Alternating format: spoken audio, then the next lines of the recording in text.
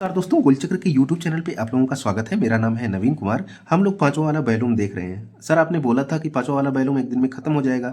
नहीं भैया, पांचवें वाले बैलूम में जब मैं एनालिसिस करता हूं तो कुछ कंटेंट और पाता हूं कि जो आपके एग्जाम के डायमेंशन से बेहद इंपॉर्टेंट है। तो मैं किसी भी प्रकार का कंटेंट के साथ कंप्रोमाइज नहीं कर सकता, भले ही एक दो वीडियो एक्स्ट्रा मुझे लेनी पड़े। ठीक है ना। खैर, मैं आपको बताते चलूँ कि केवल 8 ही बैलूम है। 8 बैलूम में पांचवा वाला बैलूम जल्दी समाप्त हो जाएगा। मेरे भाई, 8 बैलूम से 200 अंकों के आपके प्रश्न पूछे जाने हैं जीएस फोर्थ पेपर से। मतलब कि कम समय में ज़्यादा अचीवमेंट यहाँ से हासिल हो सकता है, उत्पादकता आपकी बेहतर हो सकती है।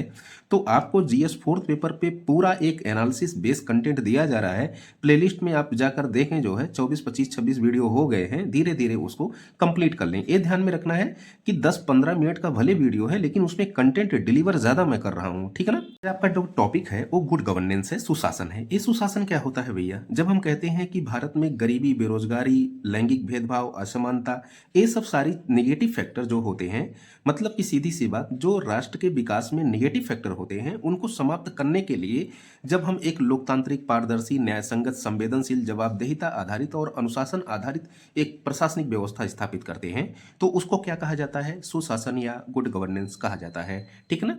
यूएनडीपी के अनुसार इसके कुछ फैक्टर हम देखेंगे कि क्या क्या फैक्टर हैं। ठीक है ना। तो बाकी कुछ परिभाषा इसकी देखेंगे और भी सारी चीजें हम सिविल सर्विसेज के डायमेंशन से गुड गवर्नेंस को देखने वाले हैं। तो बेहद इंपॉर्टेंट टॉपिक है। GS second paper, GS second paper और जीएस फोर्थ पेपर, दोनों पेपर से आपका रिलेट करेगा। तो सुशासन का अर्थ गरीबों, वंचितों एवं शोषितों को सशक्त बनाकर गरीबी, बेरोजगारी, असमानता, भेदभाव को समाप्त करना या खत्म करना तथा ऐसी व्यवस्था या ढांचा तैयार करना जो लोकतांत्रिक, पारदर्शी, स्वच्छ, कुशल, न्यायसंगत, संवेदनशील और जवाबदेह हो। इसी को हम क्या बोलेंगे? सुशासन बोलेंगे, गुड गवर्नेंस बोलेंगे। ठीक है ना। अब यहाँ पर जरा देखना कि सुशासन की मुख्य विशेषता या इसके तथ्य क्या हो सकते हैं। पहला है कि भैया इसमें जन भागीदारी होनी चाहिए। भारत एक लोकतांत्रिक देश है ना, तो हर लोकतांत्रिक देश में यही होता है कि जनता क्या करे, अपने नियमों के अनुकूल, अपने आवश्यकताओं के अनुकूल वो जो है शासन व्यवस्था में भागीदार ले, वो जो है निर्णय प्रक्रिया में भागीदार ले। मतलब कि हर जो है चीज़ों में जब जन भागीदारी होती है तो वहाँ पर सुशासन बेहतर स्थापित हो सकता है।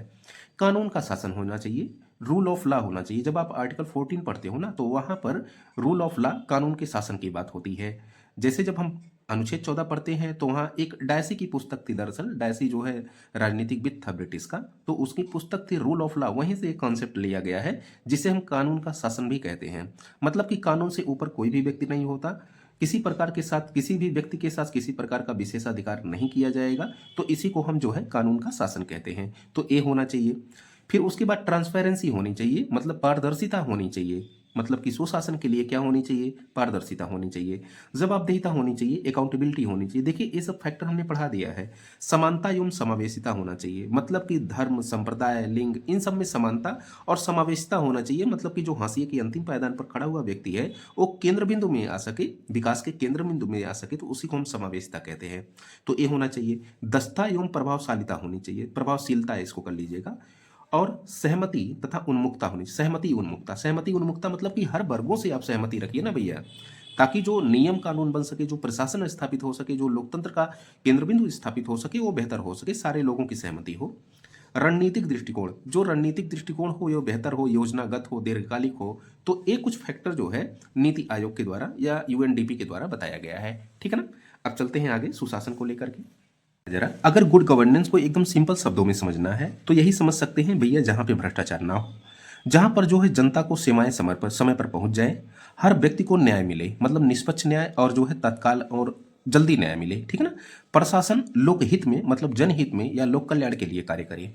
लोकतांत्रिक, पारदर्शी, न्याय संगत, संवेदनशील, जवाबदेहिता की व्यवस्था स्थापित हो। समावेशी विकास सुनिश्चित हो सके, सतत विकास लक्ष्य हासिल हो सके। संविधान तथा कानून, ये जो है संविधान एवं कानून संगत शासन व्यवस्था को हम क्या कह सकते हैं? सुशासन कह सकते हैं। तो ये सब सारी चीजें अचीवमेंट होनी चाहिए भाई। ये सब सारा चीज होगा तभी तो जो है गरीबी, बेरोजगारी, कुपोषण, आय असमानता, भेदभाव, सारी चीजें खत्म होंगी ना। जब सारी चीजें खत्म होंगी और इन्हीं पारदर्शिता, इन्हीं जो है जवाबदेहिता, इन्हीं जो है अनुशासन और इन्हीं संवेदनशीलता की व्यवस्था के आधार पे, तो उसी को हम सुशासन या गुड गवर्नेंस बोल देंगे। ठीक है ना। सवाल यह है कि सिविल सेवा के लिए सुशासन की क्या उपयोगिता है, importance for the civil services.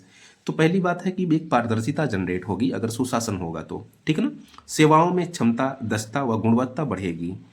जनता केंद्रित प्रशासन होगा, मतलब लोक कल्याण पर आधारित प्रशासन होगा। हम कहते हैं ना कि हम तो जनता के नौकर हैं, सिविल ब्यूरोक्रेट्स, सिविल सेवा, ठीक है ना। सिविल मतलब जनता होती है, सेवा मतलब कि उनका कार्य करना।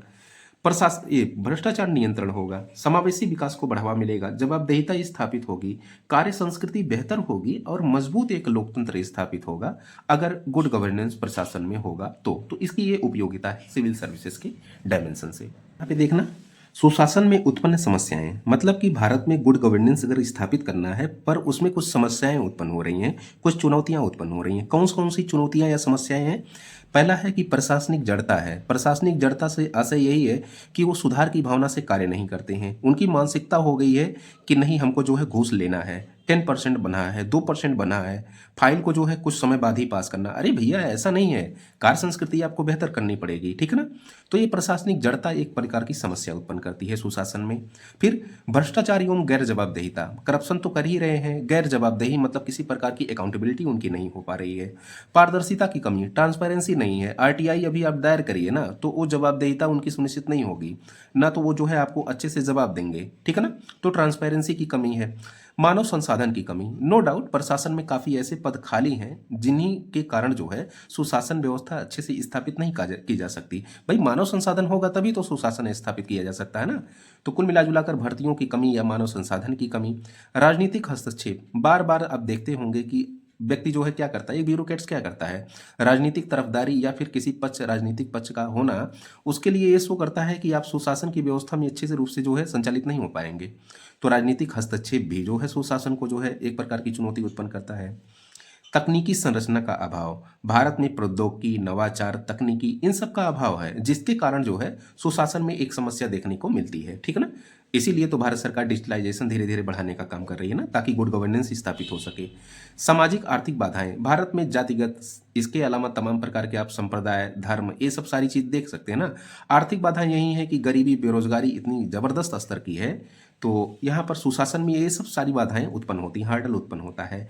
नीति व क्रियान्वयन के बीच जो है अंतर, भाई हमने पॉलिसी तो बना दी, लेकिन जब उसका इम्प्लीमेंटेशन करना है तो वहाँ पर हम इम्प्लीमेंटेशन अच्छे से नहीं कर पा रहे हैं, तो इनके बीच जो डिफरेंस है ना, ये एक समस्या उत्पन्न करता है।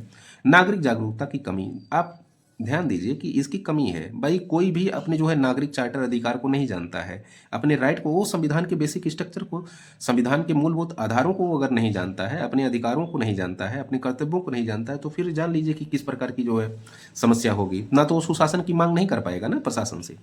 तो ये सब सारी जो है समस्याएं उत्पन्न होती हैं, तो इसको आपको जो है याद रखना ही रखना है, ठीक है ना। अब देखना यहाँ पे कि भारत सरकार का सुशासन के लिए प्रयास, क्या कुछ प्रयास किए गए हैं भारत सरकार के द्वारा। पहला, आरटीआई मतलब कि जो है ये सूचना का अधिकार, जिसे हम राइट टू इंफॉर्मेशन एक्ट कहते हैं ना, 2005 में लाया गया। तो मतलब कि जो है राज्य की परिभाषा के अंतर्गत आने वाले इंस्टीट्यूशन से आप किसी प्रकार की जो है सूचना प्राप्त कर सकते हैं। लेकिन देखना जरा, यहाँ पर जो है समस्या क्या है कि पारदर्शिता की कमी। पारदर्शिता की कमी कहाँ थी कि आरटीआई के तहत जब आप सूचना मांगोगे ना लोक सेवा आयोग से, तो वो सूचना नहीं देगा आपको अच्छे से। लोकपाल एवं लोकायुक्त की जो है, लोकायुक्त अधिनियम 2013, तो ये भ्रष्टाचार के जो है उन्मूलन के लिए लाया गया था, ये सरकार के प्रयास हैं। सॉरी। प्रशासनिक सुधार, इसमें मिशन कर्मयोगी, परिणामों के आधार पर मूल्यांकन, ये सब सारी चीजें जो है प्रशासनिक आधार के अंतर्गत रख सकते हैं। बाकी भारत का जो है डिजिटलाइजेशन या फिर DBT, direct benefit transfer, digital India mission, ये सब चलाया जा रहा है ना, ताकि जो है चीजें बेहतर की जा सके गुड गवर्नेंस के लिए।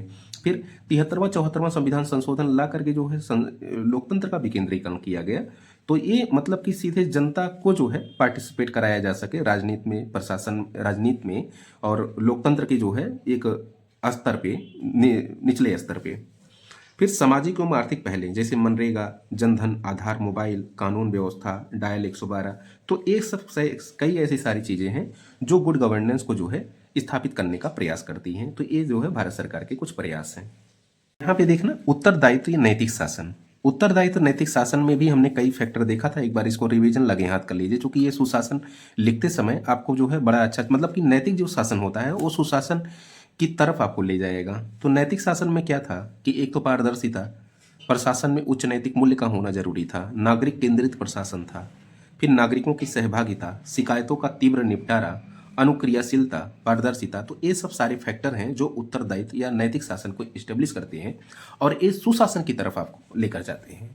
यहाँ पे देखना एक बड़ा अच्छा टॉपिक है कि शासन व्यवस्था में नीतिपरक व नैतिक मूल्यों का सुदृढ़ीकरण। यहाँ से यूपीपीसीएस में क्वेश्चन पूछा गया है, ठीक है ना।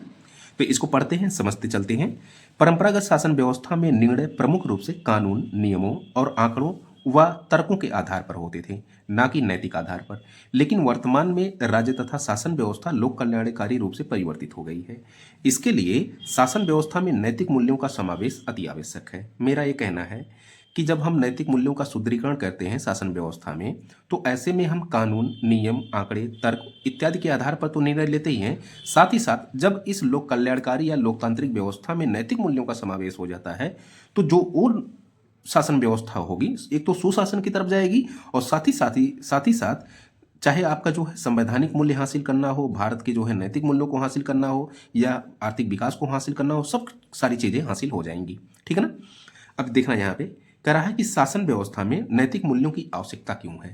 पहला, शासन व्यवस्था में उच्च नैतिक मूल्यों का विकास, जैसे जवाबदेहिता, सत्यनिष्ठा, ईमानदारी, करुणा, इन सब का अगर आदि का विकास होगा ना, तो सुशासन स्थापित होगा।